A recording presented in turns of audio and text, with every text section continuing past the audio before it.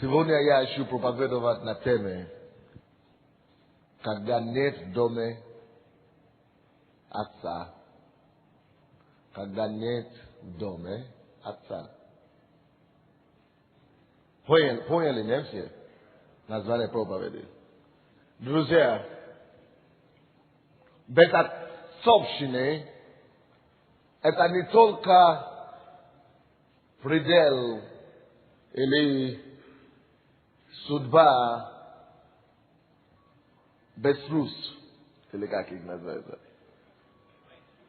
без фрука. Это не только предел или судьба участь без фругов. Без фругов. Да? Все знаете, что это такое. Байстротство – это большая печаль и большое сожаление, это большая болезнь, это большое горе для любого человека. Бастать. Но не только те, которые родились вне брака, или родились в результате безнравственного образа жизни, страдают от безотцовщины. К сожалению, безотцовщина распространилась и весьма процветала в наше время.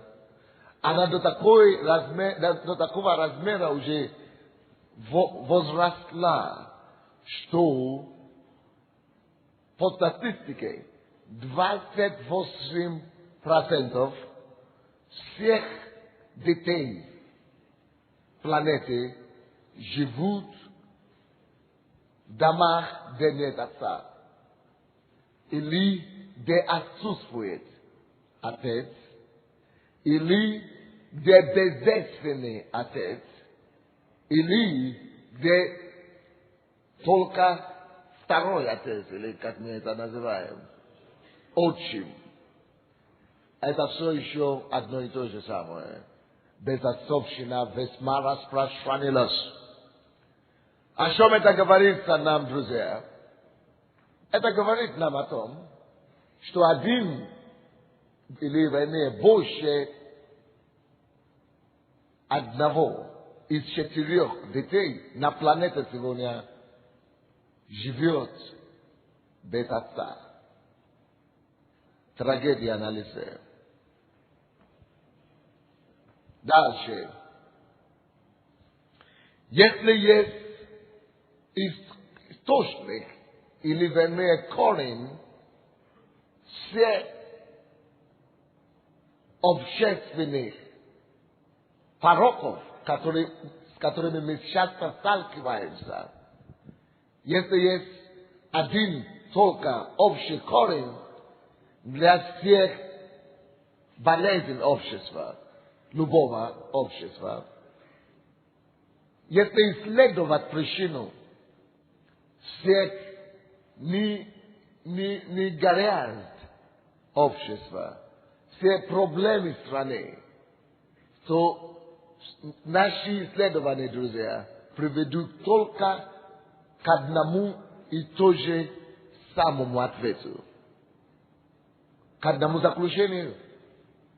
И на основе всех проблем общества лежит только один корень. На основе всех негаразд страны, общества, семьи лежит только одна проблема. Одно и то же самое. И это кризис отцовства. Безотцовщина – это основная причина, которая ответственна за все боль, за все пороков и за все проблем общества. На этом основе лежит все остальные проблемы. Отсюда это корень все другие проблемы. Это корень все другие проблемы. Когда нет отца дома, или когда отец есть, но его никогда не бывает, или вернее, sin никогда не получает от него то, что следует получить сыну от отца. Когда вроде бы он есть, но его на самом деле нет. Когда вроде бы отец есть, но он постоянно приходит пьяным, или он постоянно пропадает на работу или на работе, или он уходит, когда сын еще спит, и приходит, когда сын еще, уходит, когда сын еще спит, приходит, когда сын уже положили спать. Это то же самое проблема безотцовщины, друзья. Когда нет отца дома, друзья, это не только в том случае, когда женщина родила ребенка вне брака. Когда нет отца дома, в любом случае, либо она родила ребенка без отца, либо они развелись, либо повторный брак, либо это отчим, с отчим живут дома, либо отец есть, но не живет дома. Все приводит к одному результату, к одному истоку. Общество страдает. Вы можете это писать себе. Общество страдает. Дети гибнут и пропадают. Женщины плачут и скорбят. Это результат. Лицея. Если мы посмотрим на статистику, 67% всех тюремщиков всего мира, люди, которые содержатся в тюрьмах мира всего, 67% сказали, 67% сказали, что они росли или выросли в дома, либо там, где не было отца, либо где якобы отец был, но его фактически не было. 67% населения наших тюрем и колоний признается в том, что причину, почему они сюда попали, одна и то же самое. Безотцовщина. Если 67% населения тюрем не будет там, сколько тогда останется в тюрьмах? 33. 67% можно было избежать, если мы смогли вылечить общество от этой болезни, которая называется безотцовщиной. То есть только 33% людей в тюрьмах выросли в нормальных семьях. Или, может быть, не нормальные, но в семьях, где были оба родителей. То есть что-то произошло с ними. Либо они не послушали родителей, только 30%. А 67% без общества, населения тюрем мира, говорят, они выросли без отца. Друзья, когда мы рождаем детей, как мужчины, и мы еще не стали отцами, это приведет только к переполненными тюрьмами. Друзья, не мужчины должны рожать детей. Друзья, не мальчики должны рожать детей. Друзья, то, что у тебя есть, мужской орган еще не квалифицирует тебя к тому, чтобы переспать с женщиной. Женщина имеет право прикасаться или прикоснуться То ни мужчина, ни мальчик, ни 18-летний парень, ни 28-летний юноша,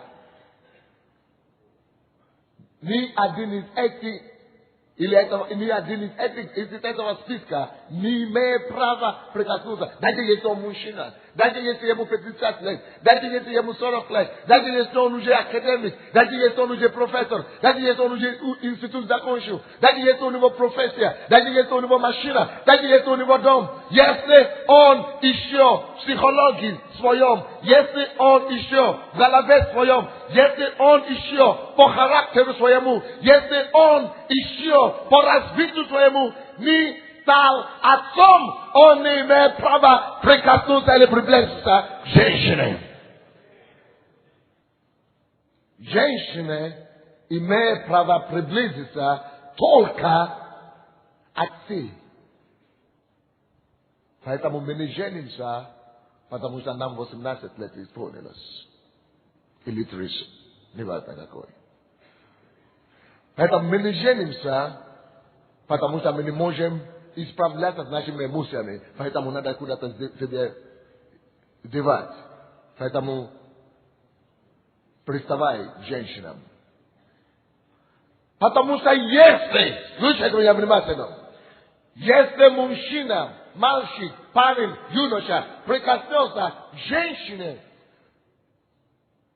он будет не только терять и разбрасывать семени, пустоту.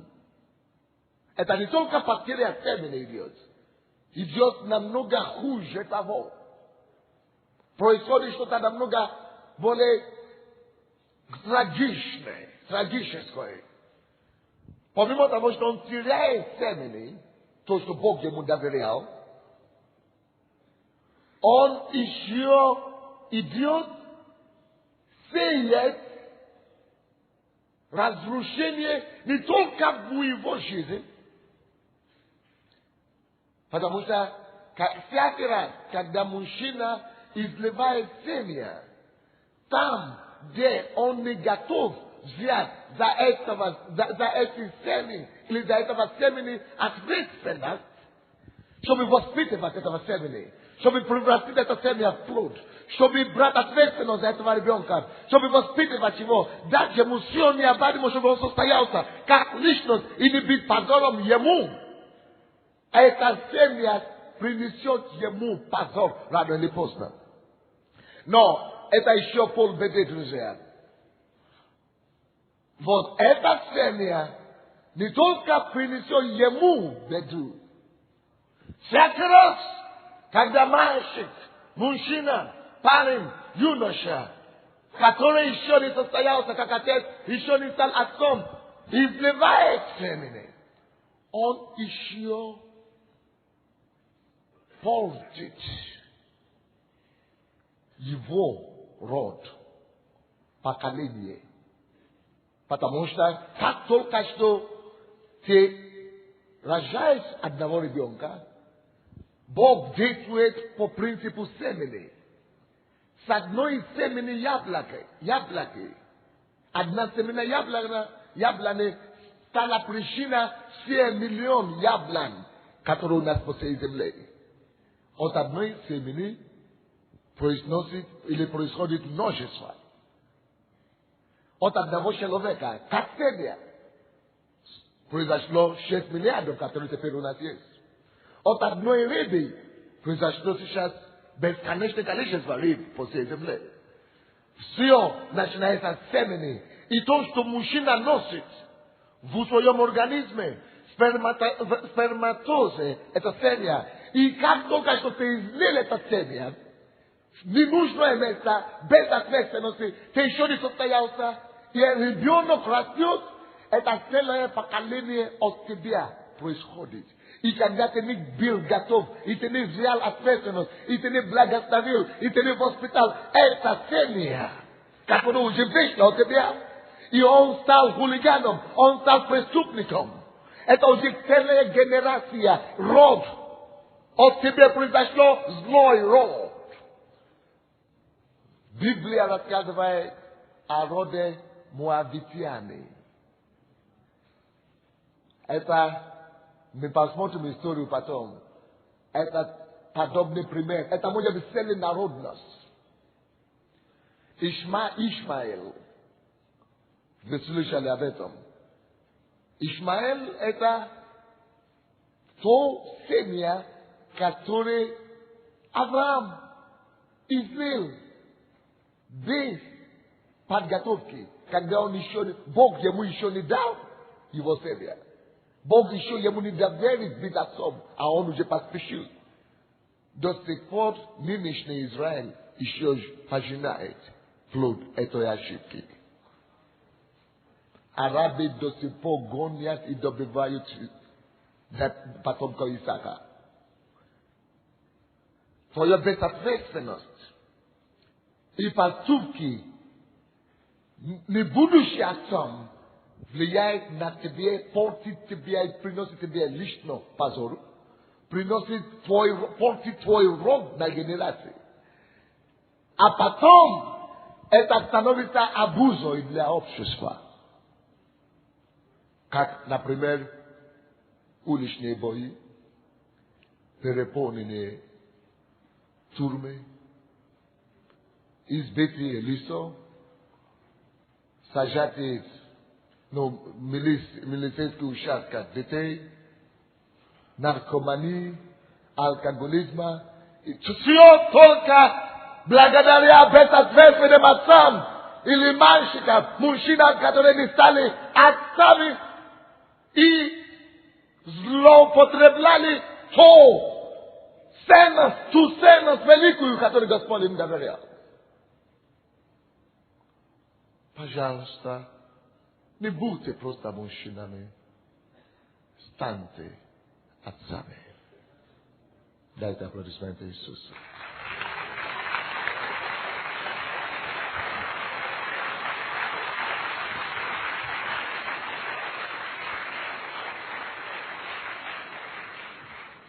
Дальше. Бытие, 1 глава, 29 стих. И сказал Бог: вот я дал вам всякую траву, сеющую семя, какая есть на всей земле, и всякое дерево, у которого плод древесный, сеющий семя, вот сие будет пищу. В этом стихе мы видим принцип о том, что Бог делает все, начиная с семени. Поэтому в этом стихе вы видели, что все травы начали сеющие семя. Все плоды, все деревья начали сеющие семя. И все эти, каждое семя потом вырастало по роду своему. По роду своему. А также с животными. И также то же самое с людьми. Посмотрите, пожалуйста, 24 стих, допустим. 24-25 стих. И сказал Бог: да произведет земля душу живую. И давайте с вами скажем следующую фразу. Душу живую. Почему? Мужчина, я не слышу вас. По роду своему. Все души живые должны были прострастать по роду своему. Скотов и гадов. И зверей земли. Почему? По роду своему. Семя одно, которое превращается в целый род.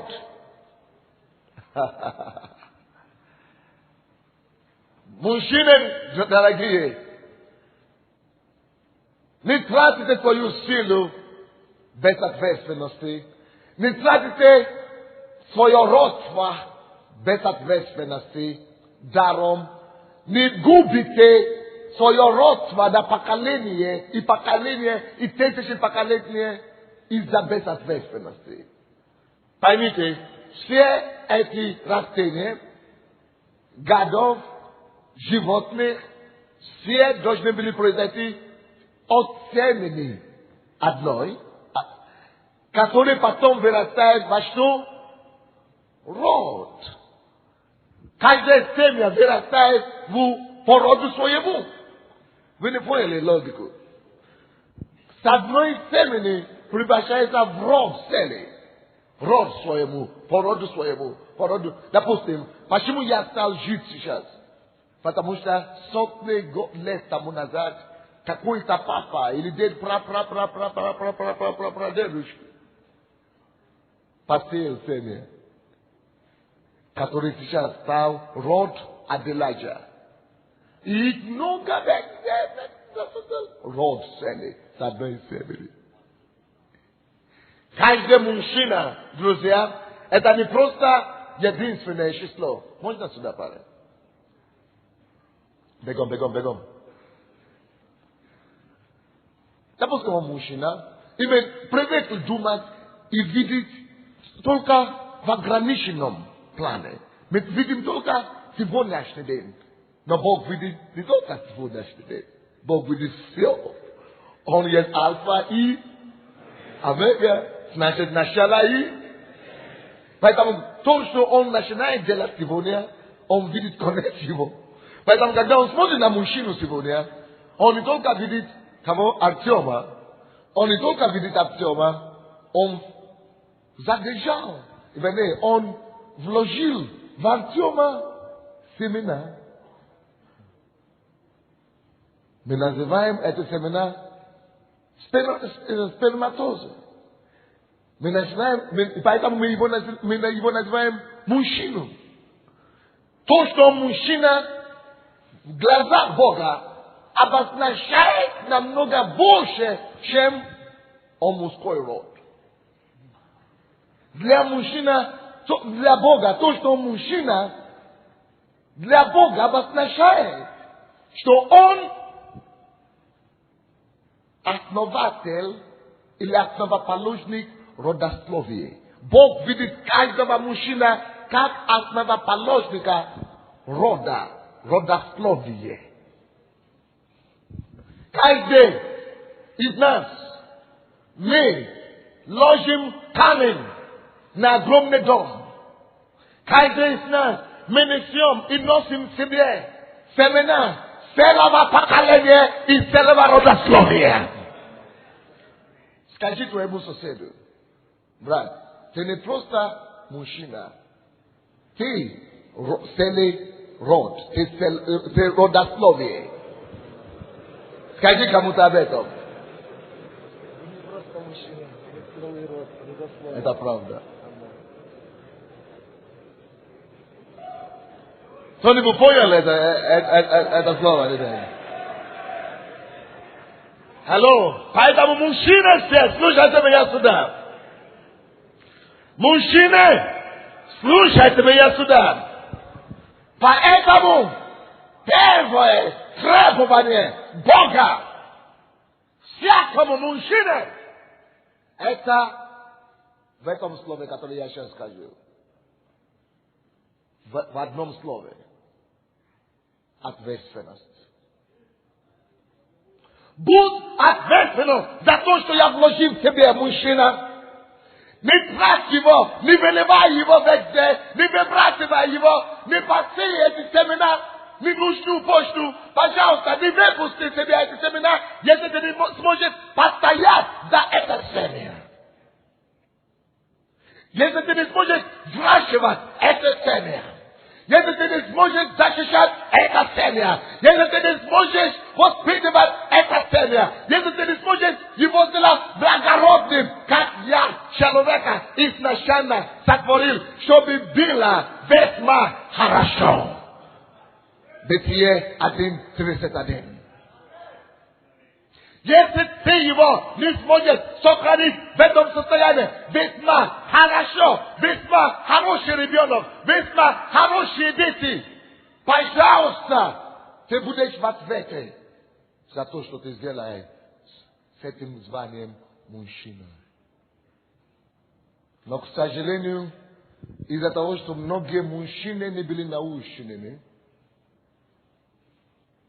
Они думали, что потому что я мужчина, я уже отец. Они не поняли, что самое высшее призвание мужчины — это быть отцом. Изначальное призвание мужчины — это стать отцом. Поэтому, когда у тебя дома растет, или ты растешь в доме, у твоих родителей, как мальчик, или как ребенок морского пола, это твоя жизненная учеба. Это не просто вырасти и стать 18 лет. И назвать себя мужчиной, или до 30 лет, и назвать себя мужчиной, и не знать о чем это понятие. И думаешь, что ты живешь, потому что ты закончил университет или институт. И ты думаешь, что ты можешь жениться, потому что у тебя уже работа какая-то, или зарплата, или машина. Ты даже не понял, что такое быть мужчиной, зачем Бог произвел мужчину, и зачем вообще Бог дал тебе это звание быть мужчиной. И вообще, что значит предназначение и призвание мужчины. Если ты это еще не понял, ты еще не готов жить.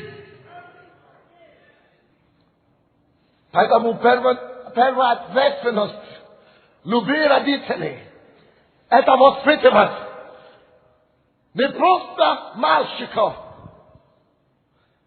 Это воспитывать мальчиков. Это воспитывать юношей. Это воспитывать парней. Это воспитывать мужчину.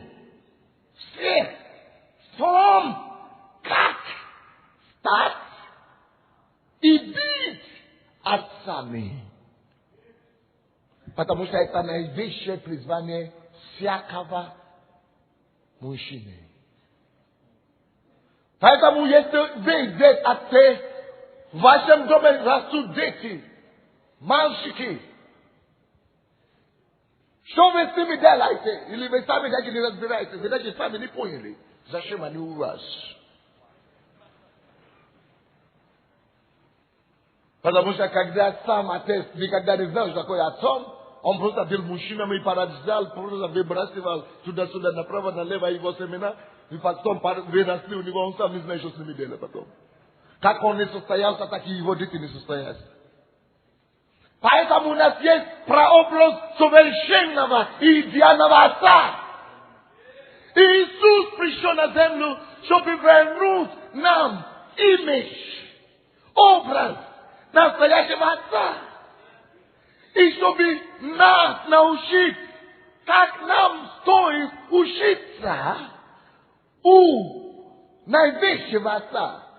Он жил своей жизнью и сказал, в Евангелии от Иоанна 5:21, что я ничего не может сам делать сам по себе, кроме того, что я вижу творящего у отца. Я должен смотреть на отца, что он делает. Отец. Отец есть идеал. Отец есть стремление. Отец есть, куда я должен смотреть. Вот там все есть у отца. У отца все. К нему я должен смотреть. Вот отец. Вот у него, его я подражаю. Вот отец. У него я учусь. Вот отец. Отец. Отец. Отец. Вот образ, который Иисус вернул нам. От него идет все. Я его подражаю. Я изучаю его поступки. И я делаю все, что он делает. Поэтому я рожь, Иисус говорит. Поэтому даже если у тебя нету кого подражать, вот отца наивысшего. Иисус стал хорошим, благодаря тому, что он смотрит на отца. Он теперь стал нашим отцом, смотрит тоже на Иисуса. Хороший пример. И воспитывай своих детей быть отцом ответственным. Как Бог ответственный за своих детей. Что Бог сделал? Бытие 1:28. После того, как Господь уже сотворил человека, мужчину и женщину сотворили, в 27 стихе, Бытие 1. В 28 написано, что и благословил их Бог. Что значит благословение? Он дал им власть и силу производить, умножаться, распространиться и господствовать. То есть Бог обеспечивал благословениями, поддерживает, он дает силу выжить, опекает, обеспечивает и дает жизнь, все необходимую опору, поддержку для дальнейшего существования и жизни этих его детей. Вот самое наивысшее призвание отца. Отец становится отцом только в том случае, если он готов уже делать, как наивысший отец делает. Опекать, это то есть заботиться, поддерживать, кормить, снабжать и взращивать то, что выйдет от него или из него. Те семена, те плода, те детей, которые от него выйдут. Как Бог Отец сделал. Он благословил человека. При Бытие 2:15 он создал для него Эдемский сад. Привел человека в этот Эдемский сад. И говорил ему, трудись. Научил его трудиться. Дал ему профессию. И когда Адам уже состоялся, как человек, и он уже научился быть отцом, Бог теперь сказал, нехорошо уже тебе, Адам, быть один. Теперь ты уже достоин получить помощника. Только тогда ты можешь жениться. Адам не должен спешить изливать семени. Потому что он не будет взять ответственность за него. Эти семени станут хулиганами потом. Будут бить и других. Так это и произошло. Даже когда Адам сам, будучи наученным Богом, перестал учиться у Бога, рожал детей, перестал смотреть на настоящего отца, на наилучшего отца, он перестал копировать Бога отца, а его детей, у него-то нечего брать. Плохой отец рождает плохих детей. Поэтому дети Авраама уже стали и убийцами, и хулиганами, и так далее. И бродящиеся. Вот как у нас рождаются бродящиеся сегодня. Когда отцы не готовы быть отцами. Когда отцы не могут и не способны обеспечивать и воспитывать и учить тех детей, которые от них выходят. Кто-нибудь понял меня сегодня? Дайте аплодисменты Иисусу.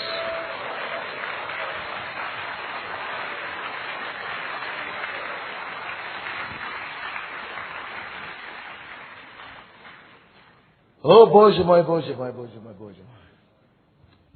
Итак, вы поняли, что отцовство обозначает, что я, как отец, готов заботиться о том, что от меня исходит или происходит. И первое, что от меня происходит, то первое, кому я становлюсь отцом, это моей жене.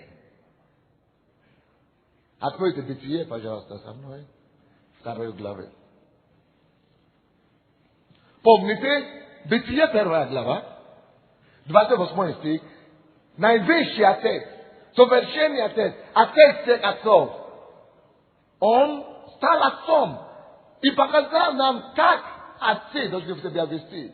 Он произвел от себя Адама и Еву, человека, и взял и обеспечивал, заботился, благословил, поддерживал, взращивал человека. Поэтому он стал отцом. И этим он дал нам принцип. То отец берет ответственность за все то, что от него выходит. Муж или отец, всякий отец, друзья, должен заботиться в первую очередь не о детях. Бытие 2 глава, 22 стих. Или 21-23 стихи.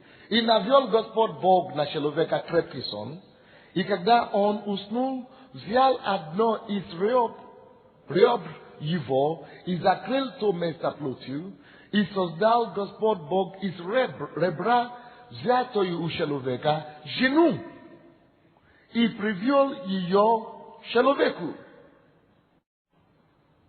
И сказал человек: вот это кость от костей моих и плоть от плоти моей.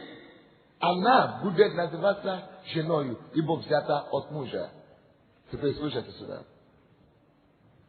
Когда мы говорим об отцовстве, отцы должны прежде всего заботиться не о детях своих. Прежде всего, о чем, почему, откуда ты будешь знать, ты готов жениться или нет? Ты уже отец или нет, или ты всего лишь мужчина?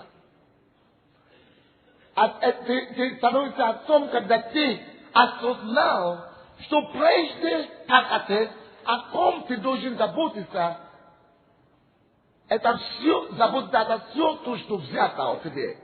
Это заботиться о все то, что исходит от тебя. И первое то, что исходит от мужчины или от мужа, это не дети его, это и жена его. Потому что, скажите мне, пожалуйста, откуда жена была взята? От кого? От мужа, от человека. Поэтому первая твоя ответственность – это твоя жена. Первым, кому ты должен стать отцом, это твоя жена. Отцом именно стать. Отцом. Потому что когда Адам увидел Еву, он сказал ей, он воскликнул: это плоть от плоти моей, кость от кости моей. Точно то, что мы бы говорили о твоих детях. Дети твои, это же твоя плоть и твой кость. И это же понятие он наложил на жену.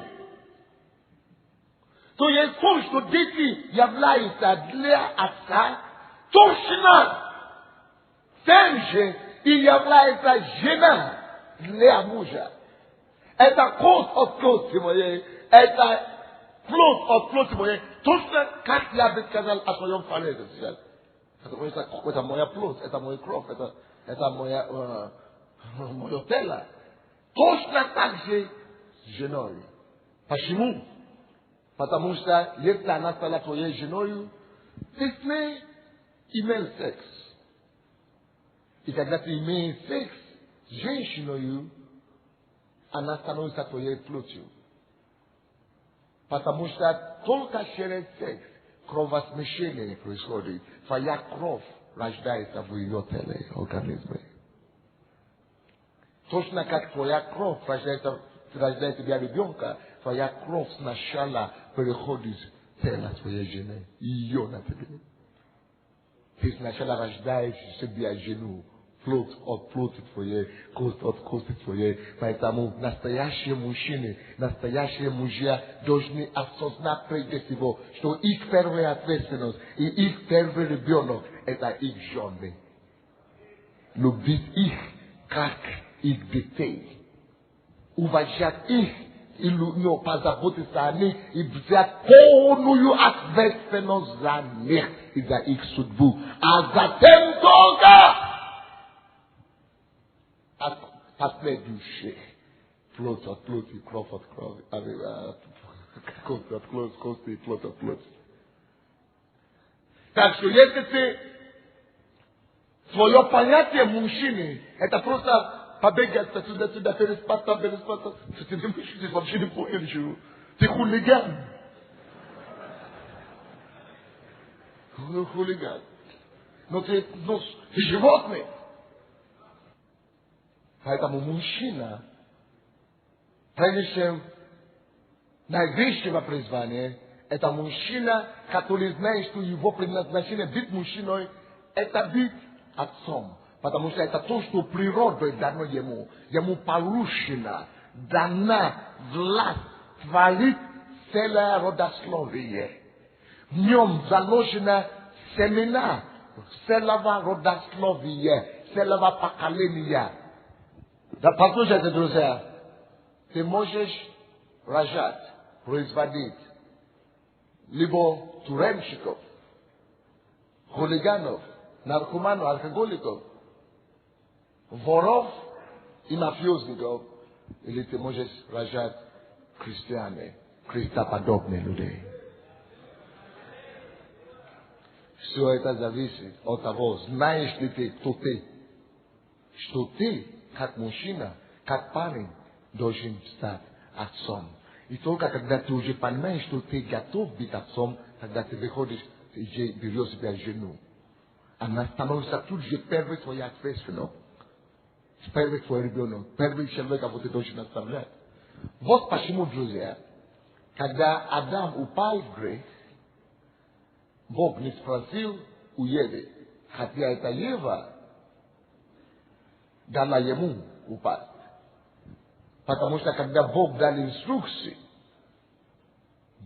Бытие, 2 глава 15, какой там стих, 10 по 14 стихи, Бог не дал инструкции Еве, что можно делать, что не нужно делать. Бог, слушайте сюда, Бог учит отцов. А отцы уже должны учить и наставлять свою семью, начиная с жены, детей и так далее. Поэтому, когда что-то происходит неправильно в семье, Бог не спрашивает у жены или у Евы, Он спрашивает у того, кому Он дает откровение. Он спрашивает у кого? Ну что вы утихли, друзья.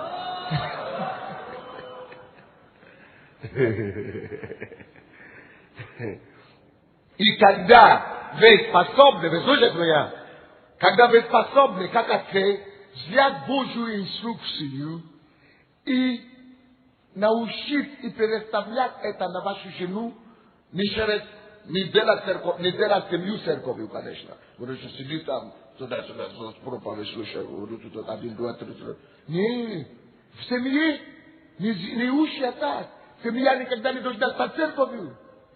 Ты передаешь то, что ты получаешь от отца, через деление. Ты просто делишься с ней.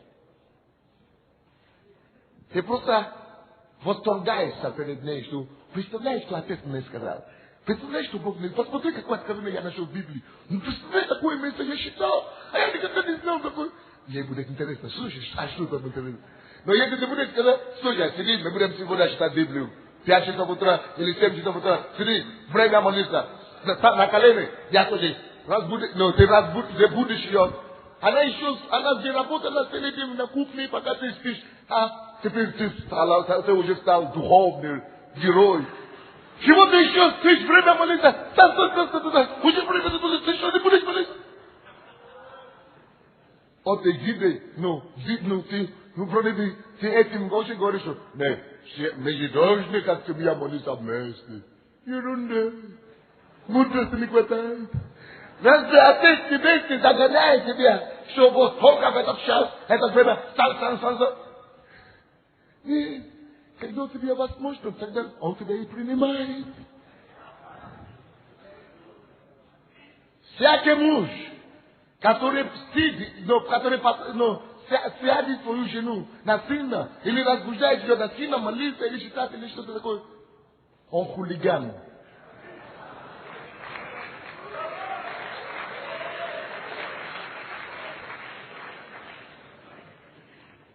Вы должны открыть ее сердце через любовь, через заботу.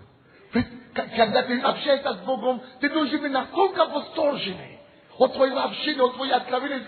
Ты приходишь и говоришь, представляешь, Маша, представляешь, Босенька, не представляешь, что у женщины, поэтому Бог дал им любопытность.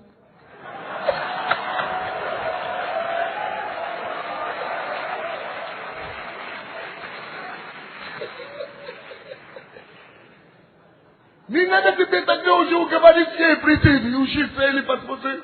Ты вот таким образом выступай как отец. Ты получаешь инструкции от Отца твоего Небесного, разделяешь с твоей женой в спокойной, дружественной, семейной обстановке.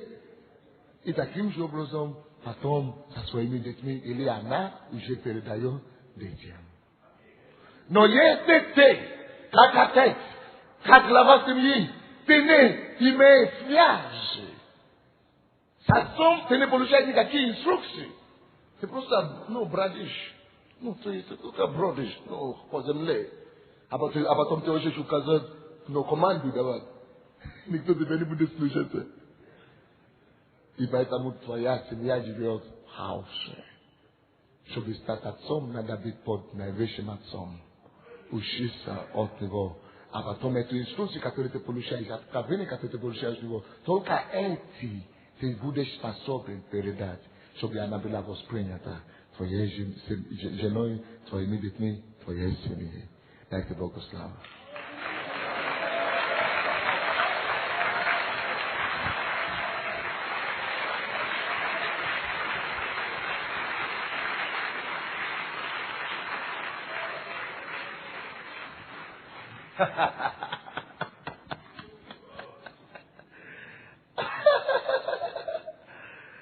Вот, вы уже поняли, что отцы должны учить и наставлять своих детей. Давайте откроем Евангелие от Иоанна.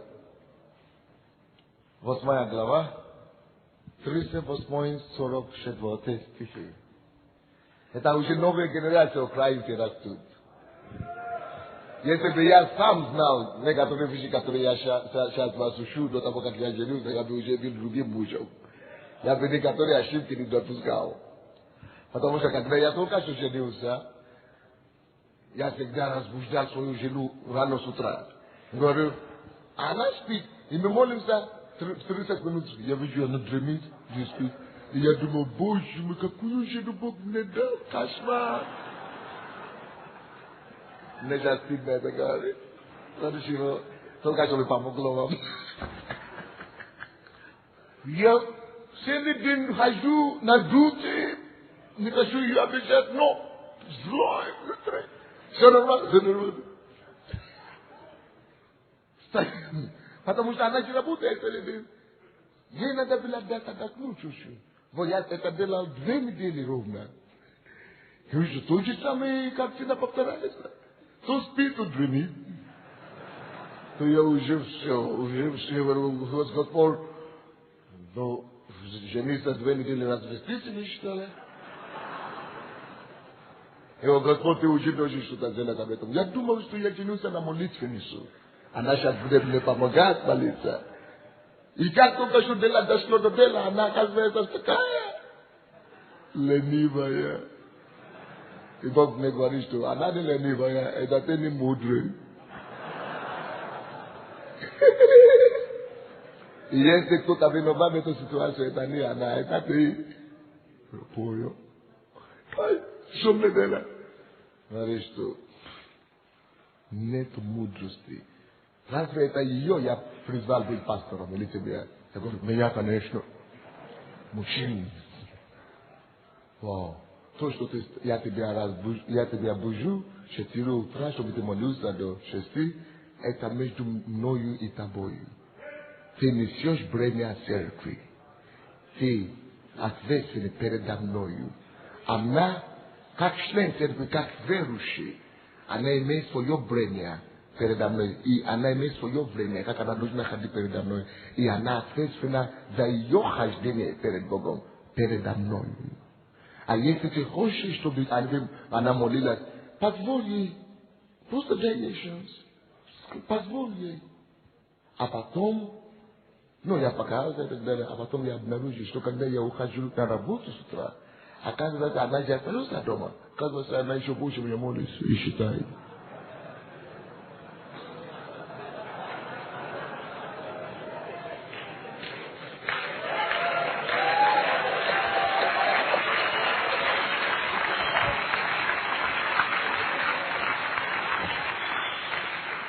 Мистер Святой, а я думал, что это я герой такой, потому что я стою 4 утра. И даже если она как-то не успевает, как-то, это, она знает, как, она со мной ходит, она передо мной ходит, не будь отчетливым, не будь начальником дома. Позволь ей быть свободной. Не контролируй и заставляй меня не служить. Ты еще виновный будешь. Мы это не учили у отца. Я-то не знал, что надо учиться у таких вещей у отца. Сам не научен был. Слушай, какое будет твое родословие, зависит от того, какой ты отец. Какой будет генерация твоих детей, зависит от какой ты отец. Какое будет общество, в котором ты живешь, будет зависеть от какого ты отец. Все поступки человека зависит от того, каждый дети, каждый ребенок повторяет поступок его отца. Давайте это посмотрим. Евангелие от Иоанна, 8 глава, 38 стиха, по 44 стихи. Я говорю то, что видел у отца моего. Давайте все мы это скажем.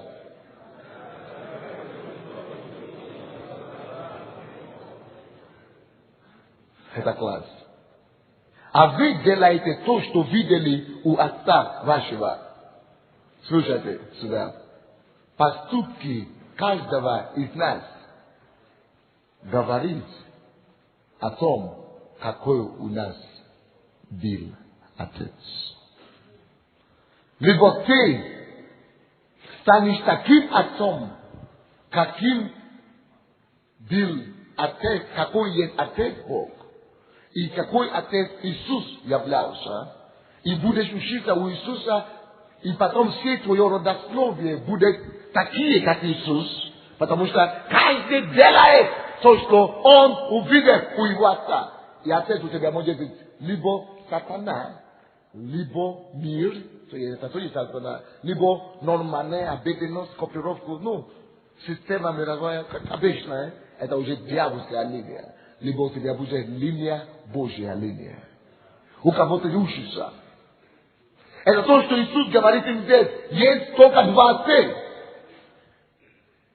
Они говорят, нет, мы же религиозные. Мы же семья Авраама. Мы же евреи. Он говорит, нет. Ваши поступки не похожи. Вы не подражаете моего отца. Вот я подражаю моего отца. Мои поступки напоминают о нем. Что я учусь у него. Но действительно, евреи эти, они были потомками Авраама. Но они перестали получать инструкции от отца. Они перестали видеть и слышать от него. Поэтому они стали детьми другого отца. Кем ты наполняешь землю? Семьями сатаны или семьями Божьими? Это все исходит от того, отец ли я, когда я начал семья свою или нет. Вы слышите меня? Поэтому Иисус учит дальше. Сказали ему в ответ, отец наш Авраам. Иисус сказал им, если бы вы были дети Авраама, то дела Авраамовы делали бы. А теперь ищите убить меня человека, сказавшего вам истину, которую слышали от Бога. Авраама этого не делал. Вы делаете дела отца вашего. Каждый ребенок будет делать дела отца своего. Поэтому, когда у вас нет божественного отца, найдите приюта у помазанного отца, который учится у Отца Небесного, чтобы ваши линии и родословие могло стать Божьими и остаться Божьими. Мы можем либо производить генерацию, нацию детей Божьих, нацию Иисусовых детей, либо производить целую генерацию родословие проклятий, бандитов, наркоманов, алкоголиков, только потому, что мы излияли семя безответственности отцовства. Иисус так и говорит им здесь. Каждый поступает потому, что он увидел отца своего. Ты учишься. Этот мир учится. Этот мир получает урок от своего отца. Через Голливуд, через телевизор, через романы, через газеты и так далее. Их отец очень занимается воспитанием. Вот почему Божьи дети должны учиться постоянно у характер Отца Небесного. Они должны постоянно учиться поступки, но дела Божьи Отца Небесного. Чтобы когда они уже пойдут в этот мир, чтобы они уже различали голос Отца ихний, характер Отца ихний, чтобы они уже знали то, что Отец Небесный не может делать, то, что мой Отец не может делать, я не могу делать. Иисус, даже несмотря на то, что Он пустился в этот мрачный, грешный, аморальный мир, Он знал своего Отца, Он видел Его поступки, Он видел Его характер, Он знал то, что Он не может делать. Он говорит, поступки этого мира, это не мои поступки, это не поступки моего Отца, это не похоже на то, что я увидел у Него. Поэтому, даже когда дети свои пойдут в мир, этот мир уже не сможет преодолеть их. Они будут отвергать на порнографию, они будут отвергать блуд, они будут отвергать наркотики, они будут отвергать алкоголь, потому что они этого не увидели у Отца своего. Дайте Богу славу!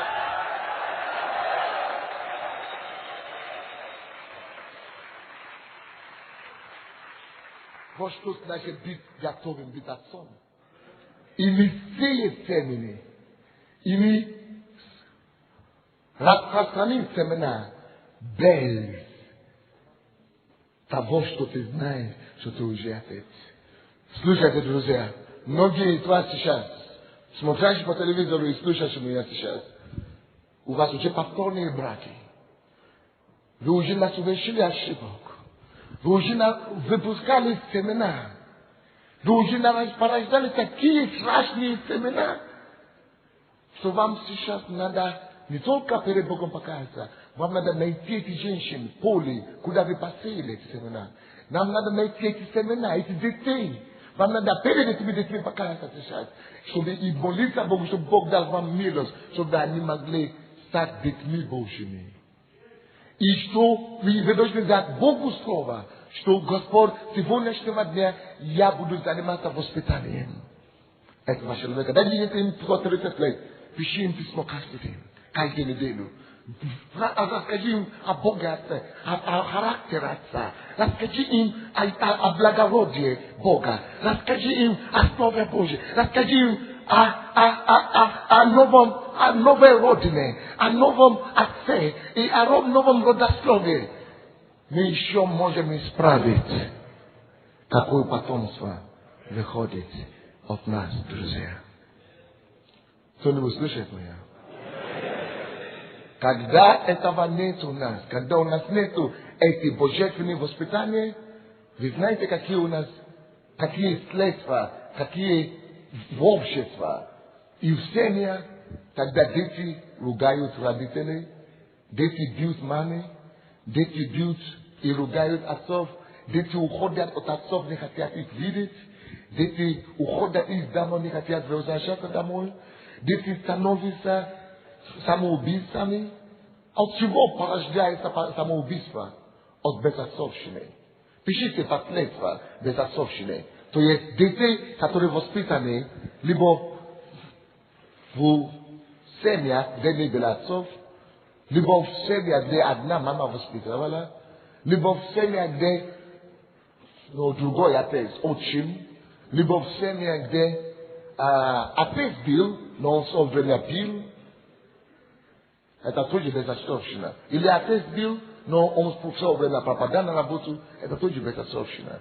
Вот там, где не было, там, где характер отца не был посеян в ребенка, какие еще последствия мы видим?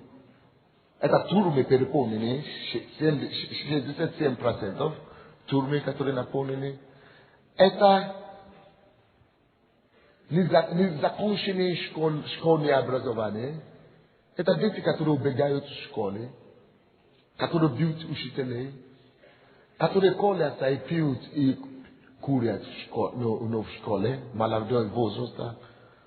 Это безработница и не желание работать вообще. Это не получить профессию.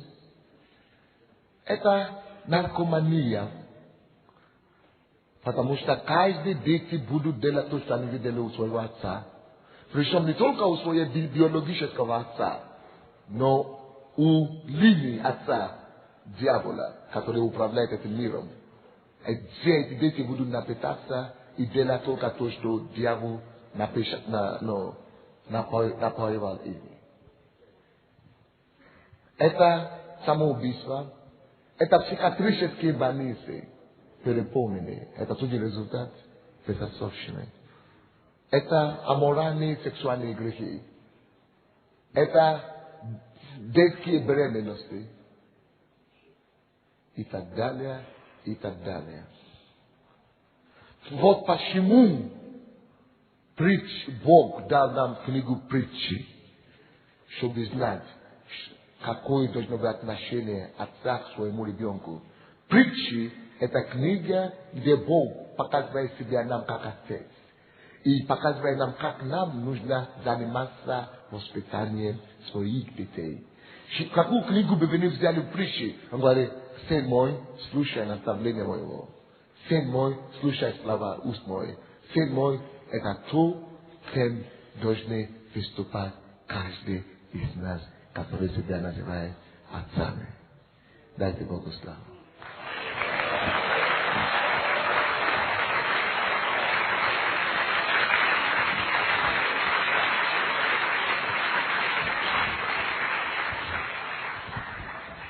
У меня еще десятки проповедей на этой теме.